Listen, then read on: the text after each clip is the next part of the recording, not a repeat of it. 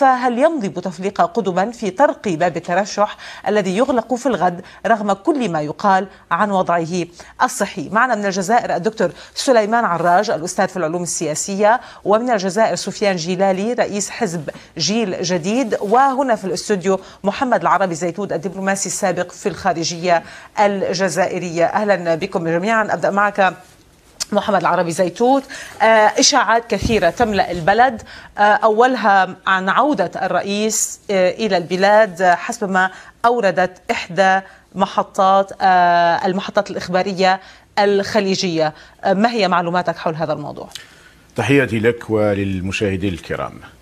أقول لك معلوماتي، لكن أضيف شيء واحد بسيط للتقرير اللي ما تفضلت به، التقرير الجميل، وهو أنه بوتفليقة دخل على دبابات جيش الحدود في سنة 62 وأطاح بالحكومة المؤقتة التابعة للثورة الجزائرية يومها، ومن يومها دخلنا في الحكم العسكري بكل أسف وألم 57 سنة. المعلومات كثيرة وهناك معلومات متناقضة أحيانا. كانت هناك معلومات أن الرئيس قد بوتفليقة في جنيف كان في حالة صحية سيئة جدا حتى أدخلوه الإنعاش أمس، والآن في قناة خليجية لديها، نعرف طبيعتها يعني، لديها حساباتها الخاصة تقول أنه عائد. الأرجح أنه لن يعود، هذا هو الأرجح، لكن ممكن جدا في عملية انتحارية. الأعمار بيد الله يعني، في النهاية لا نستطيع أن نقول لن يعود. لا لن يعود من جنيف هذه الأيام يعني. قصدي أن يعود، لا قد أموت قبله يعني. المشكلة أنهم إذا عاد وقالوا أنهم سيذهبون في عهدة خامسة، وليس لكي يزيحوه حسب ما تنص المادة 102 من الدستور وهو عدم الأهلية الصحية، فهذا يعني أنهم يذهبون في عملية انتحارية حقيقية. والذي يقوم بكل هذا في الحقيقة هو شقيق، وأنت ذكرت أنه بوتفليقة عين مدير جديد. بوتفليقة في عالم آخر، الذي يفعل ويقوم منذ 7 سنوات كاملة هو سعيد، شقيق الرئيس الأصغر سعيد بوتفليقة، يفعل كل هذا بدعم. أيضا هناك معلومات بأنه هو الآخر مريض مصاب أيضا بسرطان، ولكن للأسف يعني الجزائر يحكمها المرضى ويحكمها العاجزون، ولكنهم يريدون أن يظلوا ماكثين على جثة على ظهر هذا الشعب حتى عندما ينتفض الشعب في مظاهرات عارمة من الحضارية والسلمية هزت العالم حقيقة يعني. دكتور سليمان عراج، أريد أيضا معلومتك في هذا المجال حول الخبر الذي ورد قبل قليل بشأن عودة الرئيس بوتفليقة إلى البلاد.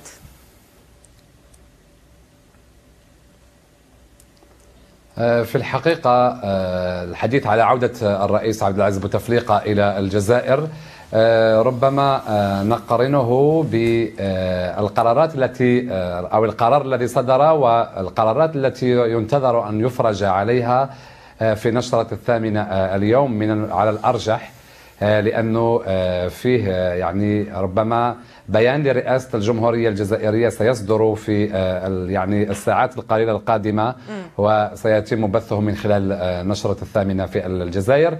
قرار أيضا بتعيين الوزير زعلان مديرا لحملة الرئيس عبد العزيز بوتفليقة.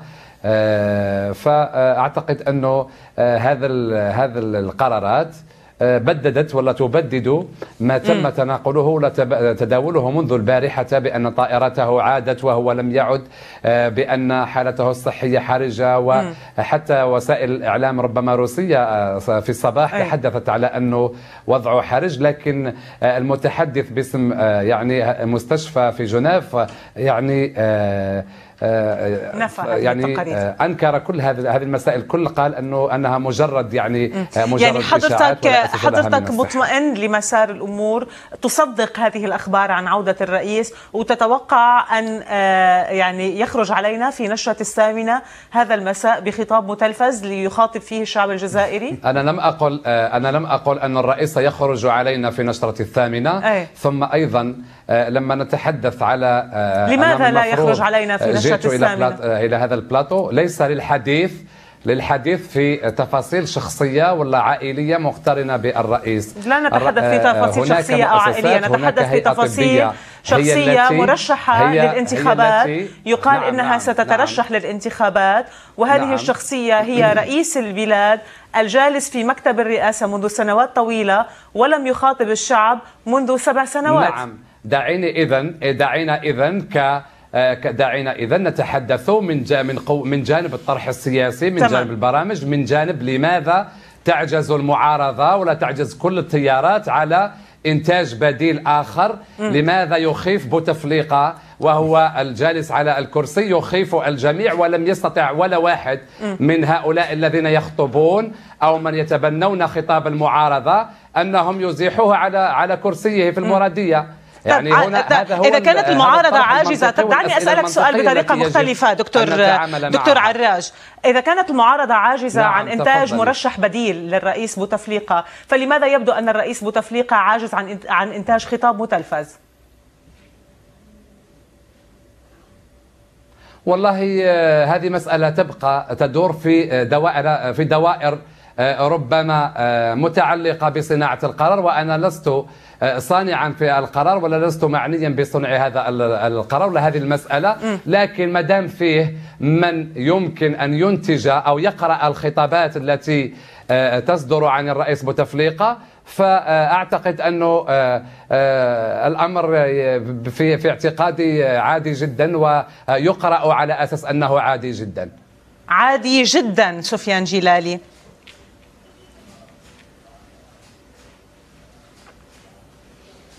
مساء الخير. في الحقيقة هذا خطاب غريب جدا الآن، والخروج على المعقول خروج غير مفهوم تماما من طرف الجزائريين. الآن المعارضة قوية بالشارع، على الأقل 4 مليون جزائري خرجوا في شوارع العاصمة وعدد كبير جدا من المدن الجزائرية، وكل الطبقات وكل الفئات قالت كلمتها لا لعهدة خامسة ولا لاستمرار هذا النظام الفاسد. فلماذا ندافع على صورة فقط؟ هل دفعوا بالجزائريين إلى دين جديد وهو الوثنية مع صنم اسمه عبد العزيز بوتفليقة؟ هذا شيء غريب جدا. لا يمكن لأحد أن يتبنى 4 مليون من نزل إلى الشارع وينسبها إليه، ولا واحد فيه ولا أي فصيل، لا سياسي ولا نعم الجزائريين يقولون لا لعهدة أخرى للرئيس. 4 مليون للجزائر. احترم نفسك يا أخي. تفضل سيد سفيان جلالي، أكمل الفكرة لو سمحت. أنتم احتكرتم السلطة. الدكتور دعنا نذكر بأنه الدكتور سليمان عراج سيد سفيان جلالي هو أستاذ في العلوم السياسية ولا يشغل منصبا رسميا في الدولة، فدعنا يعني نصوب الخطاب السياسي لمن نوجه النقد ولمن نوجه الاتهام. تفضل سيد سفيان جلالي لو تكمل الفكرة التي كنت تتفضل فيها. نتحدث عن الملايين التي نزلت إلى الشارع تطالب بلا لعهدة خامسة، ولكن يبدو أن الأحزاب موقفها متأخر. اليوم حتى اجتمعت أحزاب المعارضة تتحدث عن ربما توحيد الخطاب حول مرشح واحد، لكن من هو هذا المرشح؟ ربما نقطة وجيهة كان يتحدث فيها الدكتور الأعرج عندما قال، أو دكتور عراج عفوا، عندما قال أنه المعارضة تبدو عاجزة رغم كل عجز بوتفليقة عن إنتاج مرشح بديل له.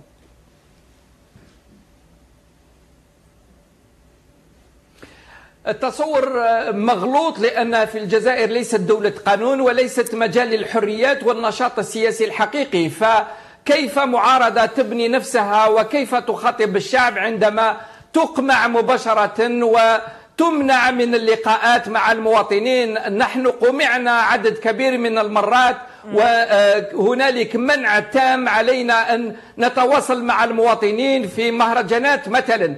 فكيف يعني بعد غلق تام للساحة السياسية منذ يعني عدد من السنوات، والآن نتكلم على غياب معارضة. المعارضة سيد سفيان. سيد سفيان، يعني اليوم حدثت، يعني أنت يعني تعطي الحجة وتناقضها في نفس الوقت عندما تقول أن هناك 4 ملايين جزائري نزلوا إلى الشارع وقالوا لا للعهدة الخامسة. هؤلاء ينسقون فيما بينهم البعض، وسائل التواصل الاجتماعي موجودة اليوم، زمن الاتصالات مفتوح. حضرتك تقول أن هناك تضييق على الحريات. هذه الملايين موجودة في الشارع، من يصدها؟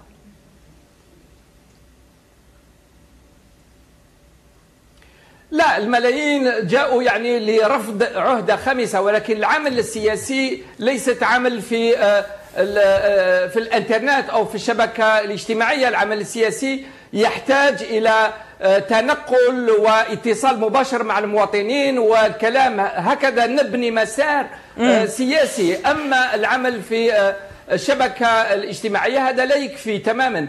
الآن الجزائريين واعيين تماما بأن هذا النظام فاسد، وأنه ليست هنالك رئيس. الرئيس الحالي لا يتكلم ولا يخاطب أي واحد ولا يتحرك، فكيف نفرضه على المجتمع الجزائري وهو مجتمع الآن شاب وواعي بالرهانات في المستوى العالمي؟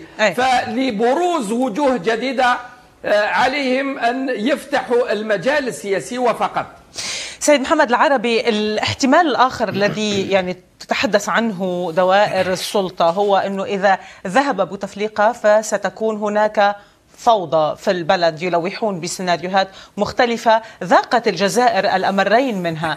لكن هناك أمر مريب أو علامة استفهام حول تأخر المعارضة في إعلان موقف واضح لها حتى الآن من ما يجري على الأرض. لماذا حتى اليوم حتى تجتمع هذه الأحزاب يعني تدعو بهيك طريقة ليست مباشرة لإزاحة بوتفليقة؟ شوفي سيدة ملاذ، قيل الكثير من الأشياء سأرد عليها ببرقيات سريعة. يعني حينما خاطب الأمين العام لحزب جبهة التحرير أي حزب الحكومة، وكان مقربا جدا سعداني مقربا جدا من رئيس بوتفليقة، خاطب رئيس المخابرات يومها، قالوا لقد اخترقتم الأحزاب ووضعتم تليفونات تحت المراقبة وحطمتم الجمعيات ولم تحمل رئيس بوضياف وفعلتم كذا بالأحزاب وبالمعارضين. هذا كان رئيس الحزب أو الأمين العام للحزب في مواجهة رئيس المخابرات يومها، وكان هناك صراع كبير بين الأجنحة. المخابرات والدبابة لم خنقت الشعب الجزائري خنقا كاملا. والمتحدث حينما يقول أن المعارضة عجزت والمعارضة عجزت، المعارضة الرسمية التابعة للنظام هذه طبعا عاجزة لأن الشعب يراها أنها جزء من النظام، لكن المعارضة الحقيقية قمعت وسجنت وعذبت وشردت وفعل بها فعل. مين يعني قصدك المعارضة الحقيقية؟ المعارضة الحقيقية الذين لا يشاركون النظام في مجالسه، الخارجين.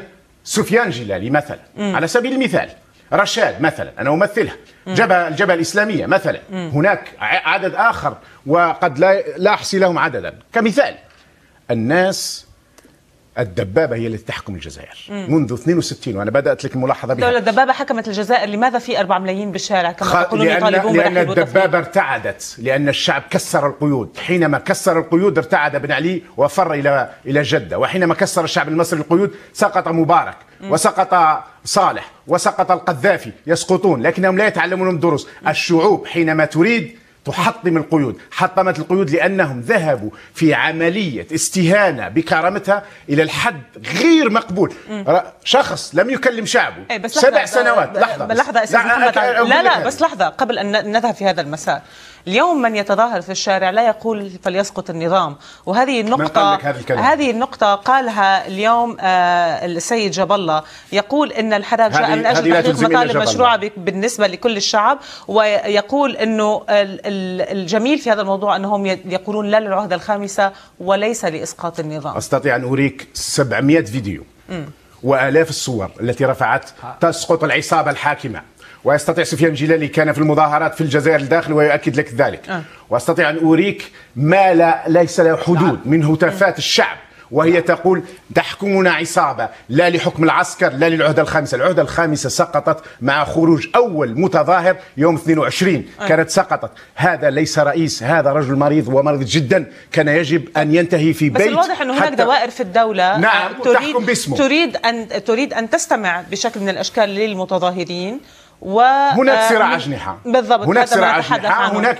ولذلك وهذا ما يسمح بشكل من الأشكال، أليس كذلك سيد محمد؟ وحي بالمناسبة لهذه حتى نصل إلى نقطة معينة. نبتعد شوي عن الشعارات. ليش الشعار؟ لا أسمح لك، أنا لا أقول هناك شعارات، أنا أقول حقائق أنت لا تعرفينها. أنا أعرف بلدي أفضل منك، لا تقولي شعارات مرة أكيد أنت بتعرف بلدك أكثر مني طبعا. بس أنا عم أقول في صراع أجنحة وبسألك عن هذا الصراع، وحضرتك حر تقول صح أو لا.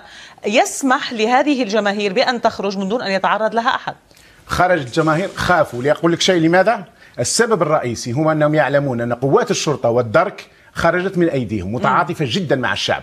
ولو أمروها بضرب الشعب لانقلبت على السلطة، ولو تنقلب على السلطة سينتهي النظام في بضع ساعات. يعني الدرك والشرطة ربما يكونوا في مكان ما أقوى من المخابرات حسب كلامك. لا، الدرك والشرطة على الأرض وحتى داخل المخابرات بالمناسبة. الدرك والشرطة هم 500,000 عنصر تقريبا. تمام. وهؤلاء الأغلبية الغالبة منهم تعاني معاناة مريرة جدا مما يعايشونه ويقاسونه داخل ظلم هم الذي يتعرضون له. الآن يشعرون أن الشعب وهو يخرج فهو يحررهم، ولذلك كانت هناك صور لضباط كبار للبوليس يدفعون الشرطة لتضرب الشعب والشرطة رفضت. طيب سيد سفيان جلالي، ربما حضرتك أيضا تضيء لنا على هذا المشهد قليلا عن صراع الأجنحة، وما هي الثغرة التي سمحت للمتظاهرين بالخروج بهذا الشكل والمطالبة برفض العهدة الخامسة رغم كل هذا الجو الذي تتفقان حضرتك وضيفي هنا على أن المخابرات تحكم البلد وأن هناك قبضة حديدية وليس هناك مجال لأي ممارسة سياسية، لكن هناك جماهير تخرج تقول لا للعهدة الخامسة ولا يبدو يعني أنها تسحل بالدبابات. فما هي الثغرة التي تسمح لها بهذه الحرية؟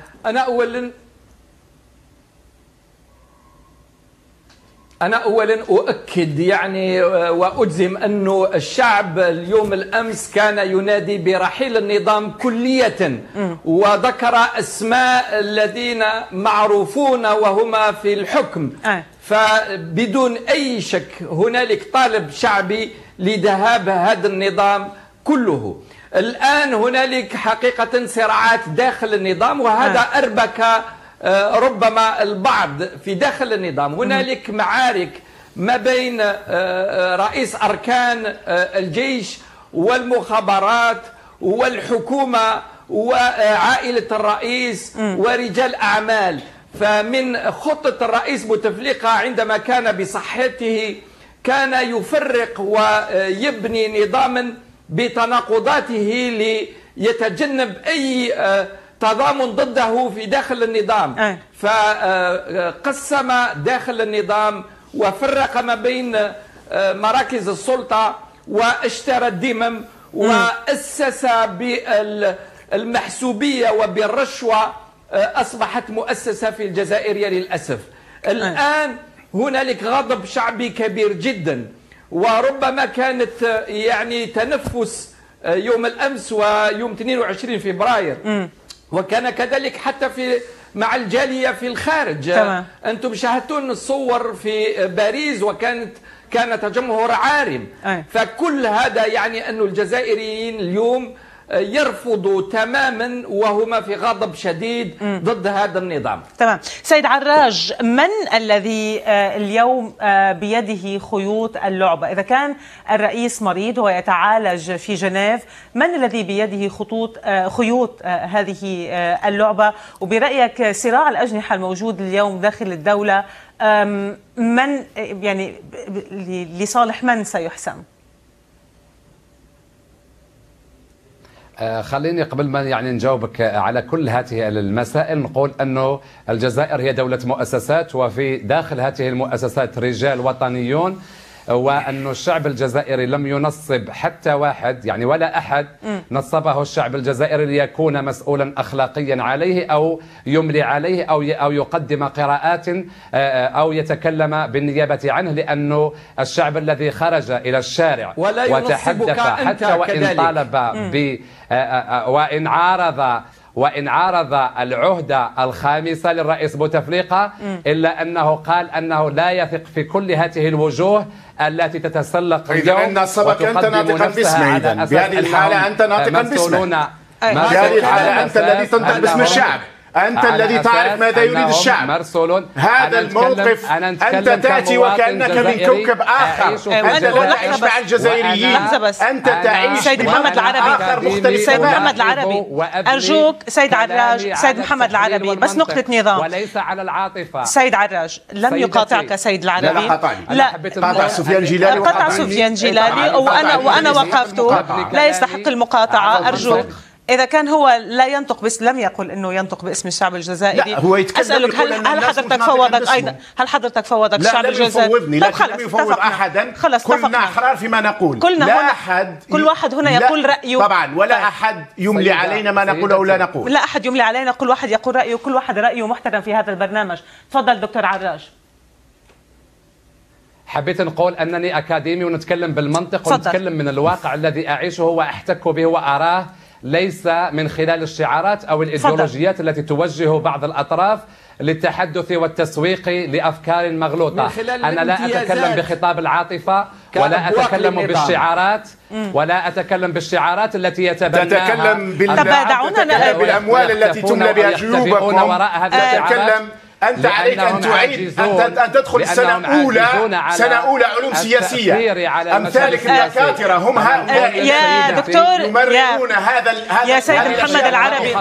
لا يا سيد محمد العربي، لا يعني يا سيد محمد العربي أرجوك، لا هذا المكان منه هذا الكلام. لا تقبل وأنت حر، ولكن لا توجه له اتهاما بقبض رشوة أو باستلام أموال في هذا البرنامج. إما أن تعطي هذا الدليل أو أن تسمع رأيه باحترام. هذا مكان للحوار السياسي. لا تتحدى أحدا أرجوك أستاذ. هذا مكان للحوار السياسي لا لتوجيه الاتهامات. لا أريد أن أسمع بقية الفكرة. لست مهتمة بهذا المكان. طبعا يخصني هذا برنامج سياسي. أنت لا تملي علينا هنا. أنا هنا أدير الحوار. أنا هنا الحوار ولا ترفع صوتك. أنت ليست. لا ترفع صوتك. لا ترفع صوتك. أنت ترفعين صوتك. لا ترفع صوتك. أنت ليس من حقك أن تتدخلي. من حقي أن أتدخل. نحن ندير. لا. أنت تديرين الحوار، لكن لا تأخذي جنب معين. يبدو أنك تأخذين جنب النظام الجزائري. أنا لا أخذ جنب النظام الجزائري، وعليك أن تستمع للحوار منذ بدايته وأن تفهم ما أقول سيد محمد العربي. عندما تسمعين هذا الحوار انتهى. إذا كنت لا تريد أن تسمع أسئلتي وتسمع مداخلاتي فأنت لا. أنا أنهي هذا الحوار. هذا الحوار انتهى. مع السلامة. لا أنت مع السلامة. لا مع السلامة. شكرا لك. لا أقبل منك هذا الكلام. تقبل أو لا تقبل أنت حر. البي بي سي لا يجب أن توظف مثلك. أنت لست جديرة بهذا المكان. أنت قبيحة. الإناء ينضح بما فيه للأسف. محمد العربي زيتوت كان هذا في البرنامج. عذرا مشاهدينا على يعني هذه السخافة. أشكركم لمتابعة هذا الحوار. أشكر أيضا دكتور سليمان عراج الأستاذ في العلوم الجزائرية في العلوم السياسية من الجزائر، وأيضا من الجزائر سفيان جلالي رئيس حزب جيل جديد.